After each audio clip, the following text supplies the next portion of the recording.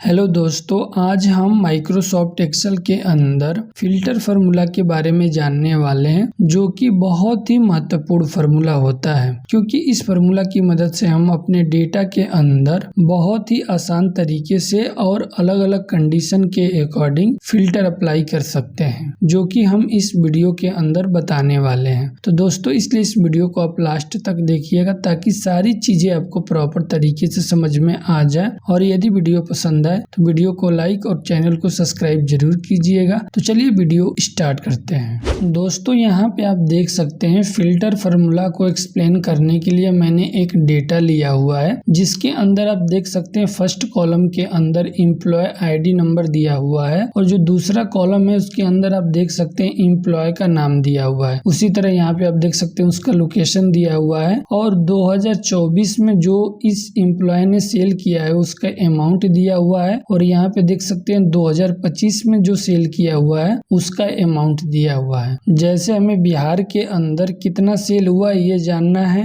या लखनऊ के अंदर कितना सेल हुआ है 2024 या 25 में ये जानना है और किस एम्प्लॉय ने सेल किया है, ये चीजें हमें लोकेशन के अकॉर्डिंग जानना है। तो उस कंडीशन पे हम फिल्टर अप्लाई कर सकते हैं। तो सबसे पहले हम उस सेल को सिलेक्ट करेंगे जिसके अंदर हमें डेटा को फिल करना है। उसके लिए यहाँ पे आप देख सकते हैं मैंने एक कॉलम बनाया हुआ है जिसके अंदर automatic employee ID, employee name, location और सारी चीजें आ जाएगी जब हम इस लोकेशन वाले सेल के अंदर उस लोकेशन को टाइप करेंगे। तो उसके लिए सबसे पहले ये जो एम्प्लॉय आईडी लिखा हुआ है इसके नीचे वाले सेल को सिलेक्ट करके इक्वल टू प्रेस करेंगे। दोस्तों, एक्सेल के अंदर कोई भी फार्मूला अप्लाई करने से पहले इक्वल टू बटन प्रेस करते हैं, उसके बाद हम कोई भी फार्मूला टाइप करते हैं। तो यहाँ पे हमें फिल्टर फार्मूला अप्लाई करना है। तो यहाँ पे नॉर्मली हम फिल्टर टाइप करेंगे तो आप देख सकते हैं फिल्टर से रिलेटेड बहुत सारे ऑप्शन दिखाई दे रहे हैं। हम फिल्टर को सिलेक्ट करके टाइप बटन प्रेस कर देंगे तो हमारा फिल्टर फार्मूला प्रॉपर तरीके से एक्टिव हो जाएगा। अभी आप देख सकते हैं ये जो नीचे आपको दिखाई दे रहा है इसको हम फार्मूला सिंटेक्स बोलते हैं। फार्मूला सिंटेक्स में देखिए अभी एरे पूछ रहा है। एरे का मतलब ये होता है कि आप कहाँ से डेटा को फाइंड करना चाहते हैं। तो हम इस डेटा के अंदर से उस डेटा को सिलेक्ट करेंगे जहाँ से हमें जानकारी प्राप्त करना है। तो सबसे पहले हम इस हेडिंग को छोड़ के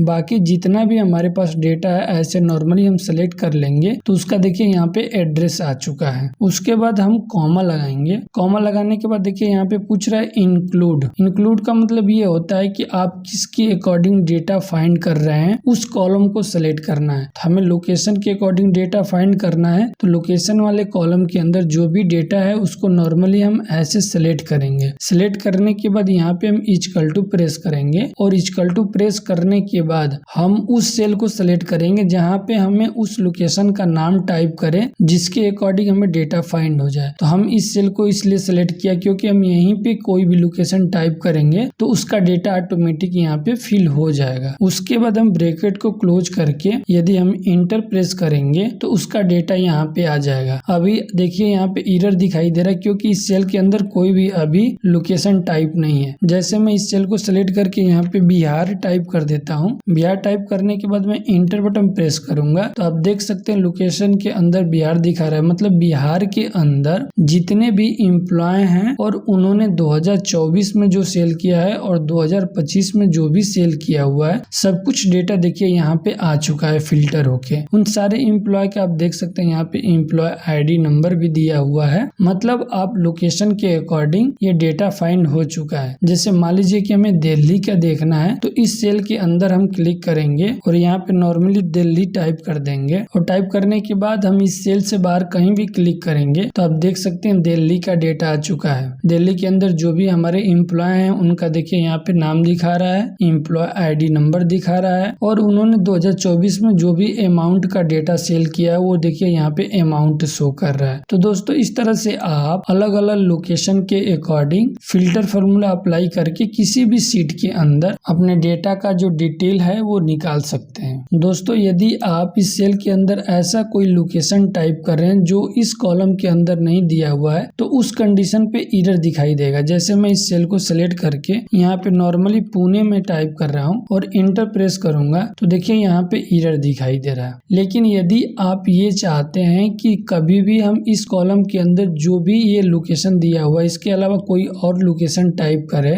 तो एरर शो न करे, वहाँ पे नॉट डेटा फाउंड लिख के आ जाए या नॉट फाउंड लिख के आ जाए तो वो चीजें आप नॉर्मली टाइप कर सकते हैं। उसके लिए हम इस सेल पे डबल क्लिक करेंगे। देखिए हमारा फार्मूला आ चुका है। इसी फार्मूला के सबसे लास्ट में आएंगे और ये जो क्लोज ब्रैकेट दिखाई दे रहा है इसको हम रिमूव कर देंगे। रिमूव करने के बाद यहाँ पे हम कॉमा लगाएंगे और कॉमा लगाने के बाद आप देख सकते हैं जो फार्मूला सिंटेक्स में इफ एम्प्टी दिखाई दे रहा है। इफ एम्प्टी का मतलब ये होता है कि जब भी कोई डेटा ना फाउंड हो तो वहां पे आप कौन सा मैसेज देना चाहते हो वो चीजें आप यहाँ पे टाइप कर सकते हैं। तो हम लिखना चाहते हैं नॉट फाउंड, तो डबल कोट्स के अंदर यहाँ पे लिखेंगे not found. Not found type करने के बाद फिर से हम डबल कोट्स लगाएंगे और उसके बाद ब्रैकेट को क्लोज करके इंटर बटन प्रेस कर देंगे। तो आप देख सकते हैं यहाँ पे नॉट फाउंड लिख के आ चुका है। दोस्तों यदि आप ये चाहते हैं कि बार बार यहाँ पे हम अपना लोकेशन टाइप ना करें, डायरेक्ट हम किसी भी लोकेशन को सिलेक्ट करें तो उसका यहाँ पे डेटा आ जाए, तो वो भी आप बहुत ही आसान तरीके से कर सकते हैं। उसके लिए सबसे पहले इस सेल को मैसेज सेलेक्ट करेंगे, उसके बाद डेटा टैब के अंदर जाएंगे तो यहाँ पे देखिए डेटा टूल्स का ऑप्शन दिखाई दे रहा है। इस ग्रुप के अंदर यहाँ पे देखिए डेटा वैलिडेशन दिखाई दे रहा है। इस एरो पे क्लिक करके डेटा वैलिडेशन पे क्लिक कर देंगे तो डेटा वैलिडेशन का एक पेज ओपन हो जाएगा और यहाँ पे देखिए अलाउ का ऑप्शन दिखाई दे रहा है। अलाउ के जस्ट राइट साइड में आएंगे तो यहाँ पे एरो दिखाई देगा। इस एरो पे क्लिक करके लिस्ट पे क्लिक कर देंगे। जब हम लिस्ट पे क्लिक करते हैं तो नीचे देखिए एक सोर्स का कॉलम दिखाई दे रहा है। इस पे हम क्लिक करके लोकेशन वाले पूरे डेटा को नॉर्मली हम ऐसे सेलेक्ट कर लेंगे और सेलेक्ट करने के बाद ओके पे क्लिक कर देंगे। जब भी हम ओके पे क्लिक करेंगे तो देखिए यहाँ पे एक एरो दिखाई दे रहा है। अब यदि हमें किसी भी लोकेशन का डेटा देखना है तो हमें इसमें टाइप करने की जरूरत नहीं पड़ेगी। डायरेक्ट जब हम इस सेल पे क्लिक करेंगे तो देखिए यहाँ पे एरो आ चुका है और इस एरो पे क्लिक करके वो लोकेशन हम यहाँ से सेलेक्ट कर सकते हैं। जैसे हमें कोलकाता का डेटा देखना है तो डायरेक्ट हम कोलकाता पे क्लिक करेंगे तो देखिए यहाँ पे कोलकाता का डेटा आ चुका है। उसी तरह यदि हमें कानपुर का डेटा देखना है तो कानपुर पर डायरेक्ट क्लिक करेंगे तो देखिए कानपुर का डेटा आ चुका है। हमें इस सेल के अंदर बार बार उस लोकेशन को टाइप करने की जरूरत नहीं पड़ेगी। तो दोस्तों आशा करता हूँ कि हमारे द्वारा दी गई जानकारी फिल्टर से रिलेटेड आपको प्रॉपर तरीके से समझ में आ गई हो, और यदि वीडियो पसंद आए तो वीडियो को लाइक और चैनल को सब्सक्राइब जरूर कीजिएगा। Thank you for watching this video.